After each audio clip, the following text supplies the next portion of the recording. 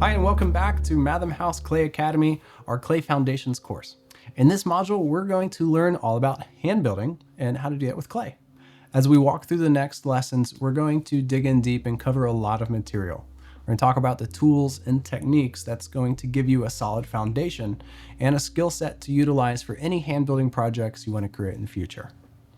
Hand building techniques are where almost every essential skill in ceramics is first learned. Not because it's simpler, but because it slows the process down enough for you to actually feel what's happening. If you skip this stage, a lot of problems you'll face later on the wheel or in more complex work might feel mysterious and even sometimes frustrating. In this lesson, I want to show you what hand building really teaches, what tools actually matter, and some nice ones you might want to invest in, as well as some basic fundamental clay techniques that will form the backbone of everything you do in clay moving forward. I know many of you are excited to jump into learning how to use the pottery wheel, but hand building is not a lesser path in ceramics. It's honestly the oldest one. Long before wheels, kilns, or even most of the tools existed, people were pinching out and coiling and making slabs to create functional objects, and those objects still exist today. Those same methods are still relevant too, not because they're traditional, but because they're foundational. They're really simple processes that require the least amount of tools or equipment. This module isn't about making perfect objects like we've talked before. It's about developing that understanding and that control, the awareness and intention that'll carry into everything you do. Those things will be the foundation for the other processes we'll cover in this course as well. So let's talk about what hand building actually is. At its core, hand building means shaping clay with, well, your hands. Instead of letting a wheel create symmetry for you, your hands are responsible for the thickness, the structure, and the balance of the forms you'll create. That means you learn very quickly how far you can push this material where its natural strengths and weaknesses are. And you'll learn how to connect everything together to create basic functional forms without the need for a wheel yet. Hand building is a method that many potters choose to use because it opens up possibilities that aren't possible on the wheel. You'll have a whole new aesthetic that opens up when you're choosing not to create in the round. But in this way, you're creating asymmetrical forms. And not only that, hand building can open up realms of scale that are more easily achieved at this level than if you were to try them on the wheel. It's often much easier to create large pieces with slabs and coils than you could initially create on the wheel. And that's because the wheel throwing requires so much technical mastery of how to handle larger quantities of fast spinning clay. And while it's true that you don't need many tools to be able to create with clay, there are a few that you might find helpful to begin your journey with, and some that you might want to go ahead and invest in because you know you'll be using them down the road. So let's get into it. Let's talk about these tools and figure out which ones you need now and which ones you might want to save for later. You don't need many tools to hand build well, but the few that you do need will matter a whole lot, and that can make the process a whole lot quicker and more efficient.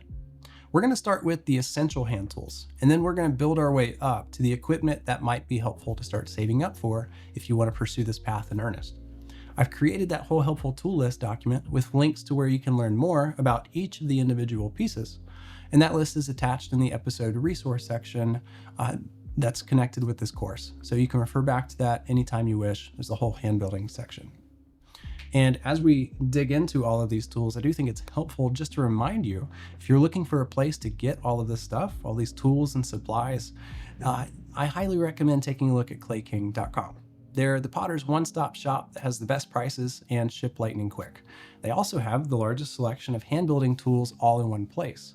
From simple hand tools to rolling pins, also have extruders, big and small, and slab rollers of every size. Remember to use our exclusive discount code so you can save some really big savings anytime you place an order with them. And if you've got specific questions about products that you should or want to bring into your own studio, but you're not sure exactly how they'll fit or which one to get, give them a call. Their helpful staff are all pottery experts who have decades of experience in assisting potters in choosing the right tools and equipment, no matter the need. Okay, so now let's get into it. Let's talk about these basic hand tools. These are the essential items that should be in every studio because they're cheap, they're accessible, and without them, you'll be hitting your head on the wall wishing you had them. The first one of those is wire tools. These are included in almost every basic pottery toolkit. These wooden handled ones are the most foundational. They're very simple and they're essential. This is going to be your go-to tool anytime you want to cut or portion off clay from a block, cut it off a pottery wheel when we get there, or when you're hand building, you'll be able to use wires to trim out different parts of your project. So wire tools are fundamental. However, they're not all created equal. These basic wire tools will often, I found, have a tendency to kink, especially if you were to twist them, like pull tight. They also are just connected like straight through the wood here.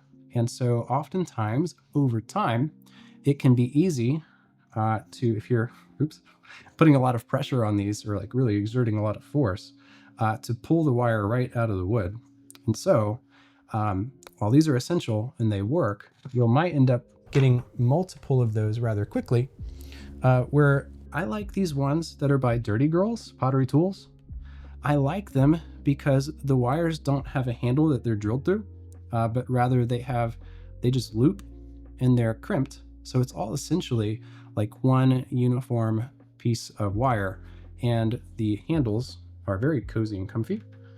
Sometimes if you're trying to cut through clay that's a little bit more stiff, it can be dig into your fingers to make it happen.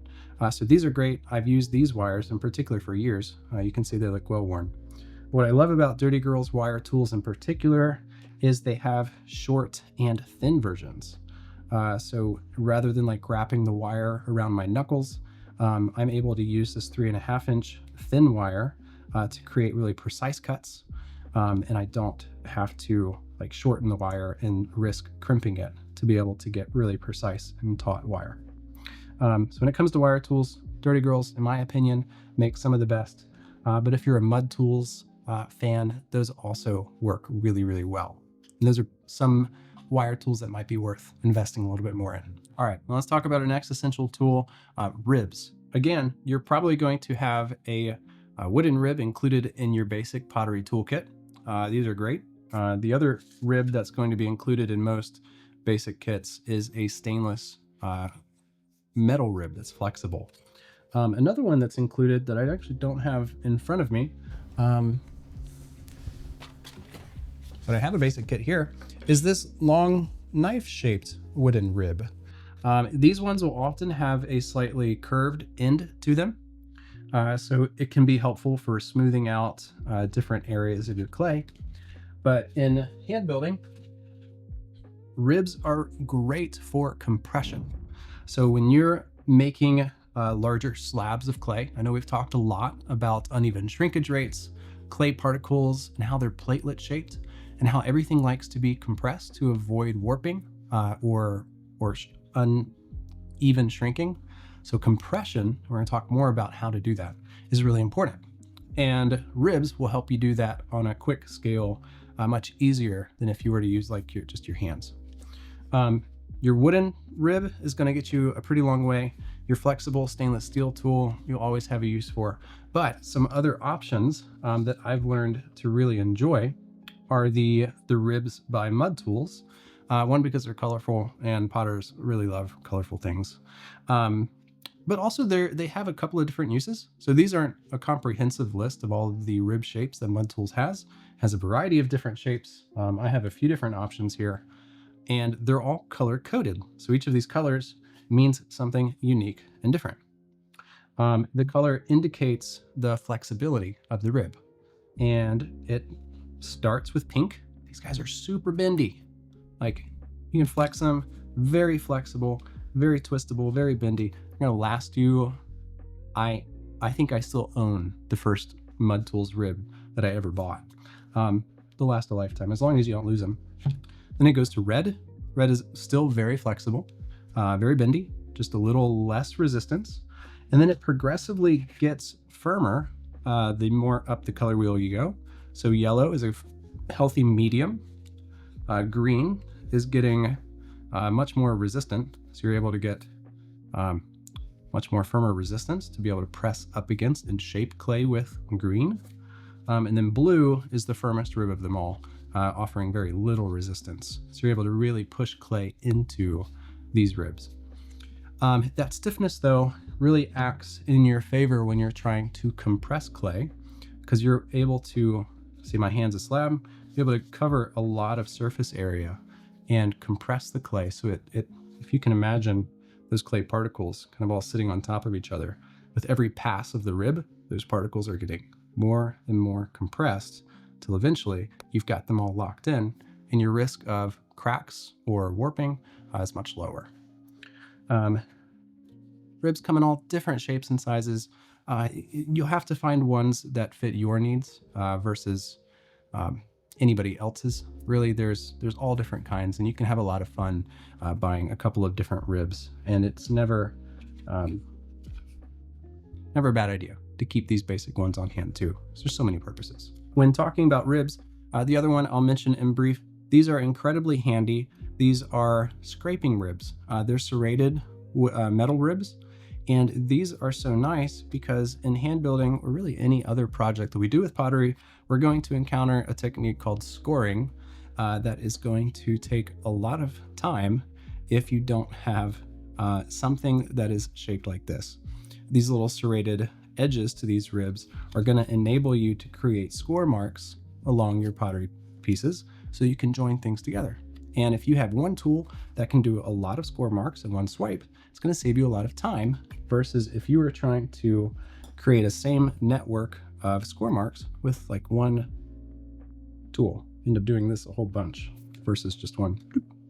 So serrated ribs, very handy. I would recommend getting these. All right, our next tool is going to be needle tools and fettling knives. You're going to need a variety of tools to cut and poke clay with for nearly every application. These are your most basic needle and fettling knives. This one does not come in most basic pottery kits. It's made by Kemper. It's a really long knife. It's not very sharp, but it is slightly flexible. And as you're working with hand building, you're going to find that you're going to want to be able to cut through portions of your clay or even slice along areas of your slabs. And having a nice fettling knife is going to go a long way. You'll essentially always need some form of wooden or metal knife. So I recommend picking up one. And then if you know that you're going to be investing a lot of time into pottery, having a few different options of fettling knives can go a long way. So I have a few different ones here.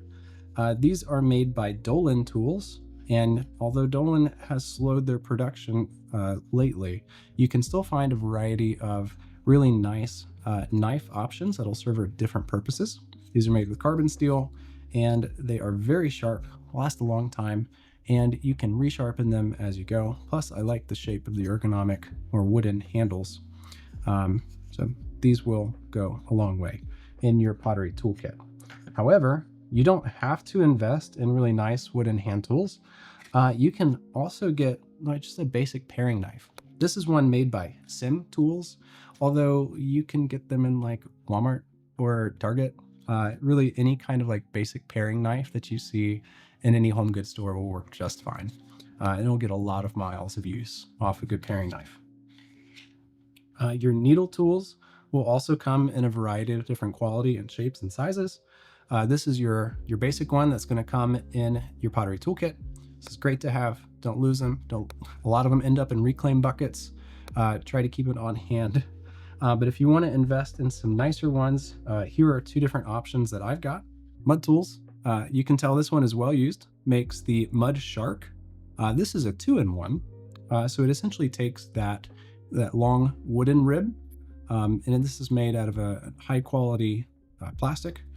So it's very durable. It's not going to file down or dull as quickly as a wooden knife tool would. Plus, it has this retractable and fold-outable needle tool that can be put away when you don't need it or extended when you do. This is a great option. It's 2-in-1. I think they cost this time maybe around $16, $18. It's great to have. And then Sim Tools also has a variety of 2-in-1 needle tools where they'll have, like this one has a scoring edge to it. It's more of like a spade shape, but on the end has a more durable, it's a little thicker needle option. And I've used this for years as well. Enjoy having it. All right, brushes. Yes, you will need brushes for applying slip and smoothing out the edges of your pottery projects. I wouldn't invest heavily here because these brushes are going to see a lot of use and they're going to get covered in earth. As long as the ferrules of the brushes are well made and the bristles don't pull out, you'll be in a good place. Clay King has a huge brush assortment to choose from, including some quality packs that have a variety of different shapes and sizes. I'd try to ensure to get a large brush, like having something with a lot of bristles, a bigger area, as well as some fan brushes, and then some more detail ones. You'll always find a need for these. And whether you're working from wet clay to decoration, glaze application, these will stretch really far. Our next tool is sponges. Sponges are going to be your best friend, so go ahead and stock up. The simple round ones will come in your basic pottery toolkit. Clay King's got you can buy 50 of these for like 20 bucks. They'll last a long time, and you're always going to need sponges on hand. Well, you don't have to get a bunch of these little round ones. You can buy these larger yellow ones. They're great for cleaning up large surface areas, and I will cut them down after they've served a good lifetime, and then those will turn into my throwing sponges or any of the hand building projects I work on. There are some nicer sponge options made for potters by potters. Again, Mud Tools, you're gonna hear their name a lot. We'll make these variety of sponges, and they don't look very sponge-like right now because they're dehydrated. However, when they're added into water, they'll puff up. And these mud sponges are the favorites of a lot of potters because they offer some different things. One, they're very flexible. Two, they will last a long time. And I like that these sponges have different textures or grits. So like your yellow sponges and even the round yellow ones are going to leave some texture on your clay because they have like a looser grain, if you could call it, or this pattern. It's going to leave some spots in your clay. The mud sponges, though, they're made with a really dense material, and so they're going to leave less texture.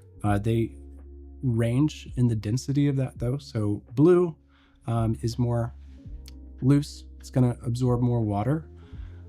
Orange is a great mid-range workhorse. It's going to offer a lot of flexibility between tight grained and also water absorption. But the white one, this is great if you're working with like a porcelain, really fine grained clay body. This is a very tight grained sponge, and it'll smooth out a surface, completely wiping away any form of texture that you can see with the naked eye. So these are great investments. They're all less than about $5 a piece. I would recommend picking up a handful of them, and I'm sure you'll fall in love with them just like many other potters do. Another tool that I'm going to call these essential, if we're boiling the word down to its core meaning, you don't need a rasp. However, rasps will make your life a lot nicer, especially if you're getting into heavy hand building, because these are fantastic at cutting away large areas of clay all at once. Essentially, they're cheese graters, but for clay. So they're made with a bit denser metal than a cheese grater would, although they will dull over time. Luckily, they make these rasp interchangeable, so we could swap these out and replace them with fresh ones anytime we need, relatively inexpensive. And they're great at leveling areas that are uneven, or if even with wheel throwing projects, some people will use them to trim larger areas of a piece. But they're great for once the clay has gotten to a leather hard or even a chocolate hard stage, just to be able to file away uneven areas or really carve away big surfaces of clay in like a couple of swoops. Whereas if you were to use something like a little bit of a knife, it might take a long time and you would have less control. You might gouge too deep. Rasps will take away a lot of clay in a very controlled motion because you're just grabbing it right off the surface. Especially with you're working with slabs, these are great, or for rounding edges in a really controlled way. Can't recommend rasps enough. This one is made by Sim. Some people say Sim, some people say Zyam. And I like this. It has a great handle. The rasp is really easy to remove via a screw attachment at the back. And these ones are, again, made by Mud Tools. You can't go wrong. There's no right or wrong. It's just preference, sometimes in color option or handle shape, but those are great to have. Now, the next essential tool that you'll need if you're hand building a lot is a rolling pin. If you're getting into hand building and plan to create slabs regularly, having just a simple rolling pin is a really great option, because being able to roll out a slab is a lot easier if you have a roller.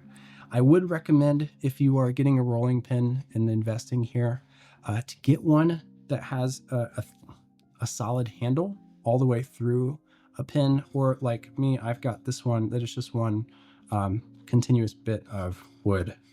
Versus like if you cheap out here, you'll get the kind that have like two just jointed handles. And a lot of the ones that are made for baking or kitchen uses can fall apart really quickly if the handles aren't connected all the way through, because that clay that you're going to be rolling out is a lot denser than like a dough. So getting something that's a little beefier can go a long way. All right, now let's talk about extruders. If you are getting into hand building at any serious amount of depth, having an extruder on hand is going to be really helpful. And there's two main kinds of extruders, and we're going to talk about both of them. The first one is a handheld extruder.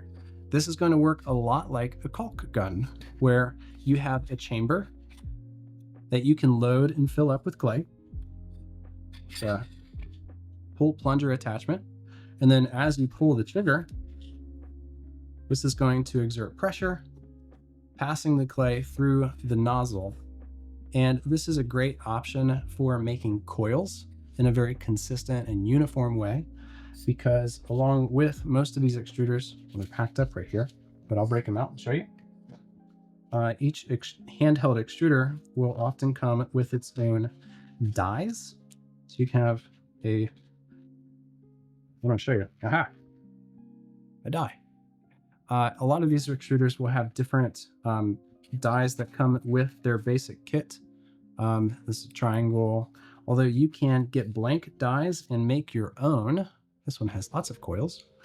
Or they have different die kits that will fit these extruders so that you can find something that fits your needs.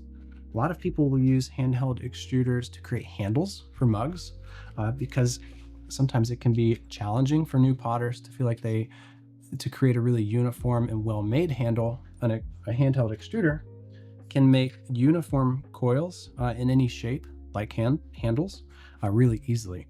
Plus, if you're coiling, having one of these on hand can produce really long, consistent coils. Whereas if you are doing it without an extruder, you might have some inconsistencies with the thickness of your coils or handles. So these are great. However, another version also exists. These are beefier and a bit more expensive. These are wall-mounted extruders. Now, obviously, this one is not mounted on my wall. It has been, and I will remount it shortly. But these wall-mounted ones are even better than the handheld ones because you're able to exert a lot more pressure on them. They definitely work with some level of either leverage or a lever that can depress the clay through a die that is here at the bottom.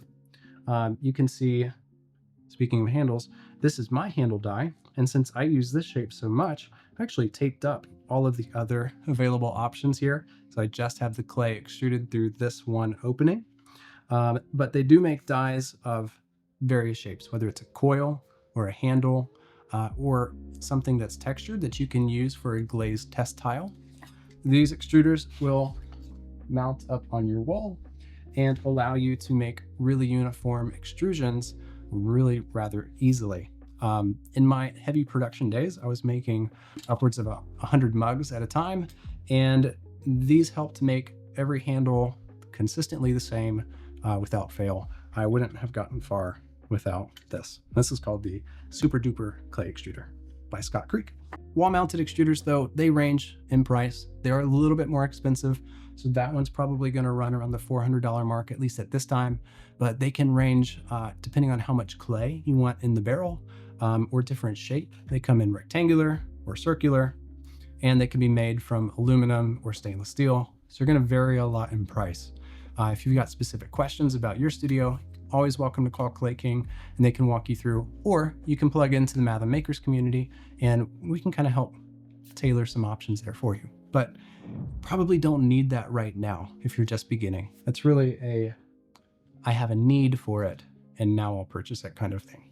All right, let's talk about slab rollers. There's really two different kinds of slab rollers that can make rolling out slabs a lot easier and more consistent. A rolling pin is great because they're cheap, they're accessible, you can get them anywhere, and you're not going to break the bank to pick a few up.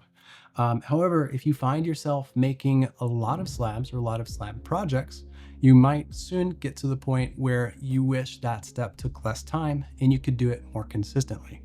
And that's when those become a really good investment. There's a couple of different kinds that you can get. The first one I'll talk about in brief is this is my preferred one. It is very small comparatively to slab rollers. It is a tabletop version. This is the Shimpo Mini Slab Roller, or Nidec Mini Slab Roller. I think they rebranded.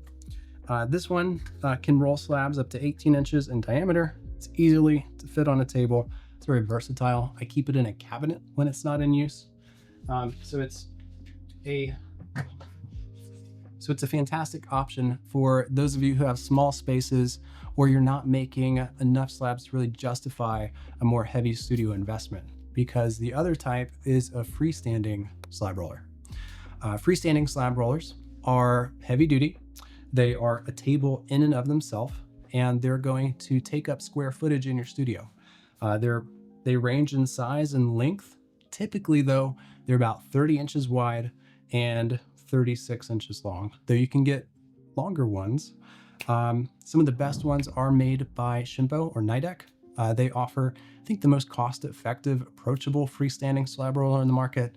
Although if you want to get more higher end, you can look at North Star, which I believe offer a lifetime warranty on all their parts and just make really fantastic quality equipment. That's basically it. Of course, there's 100 more tools that we could talk about. Essentially, the options are endless when you start discussing, like, especially when you get into like texture patterns and just individual hand tools. There's so many options, and I know that can be disheartening or even confusing about what essentially to get.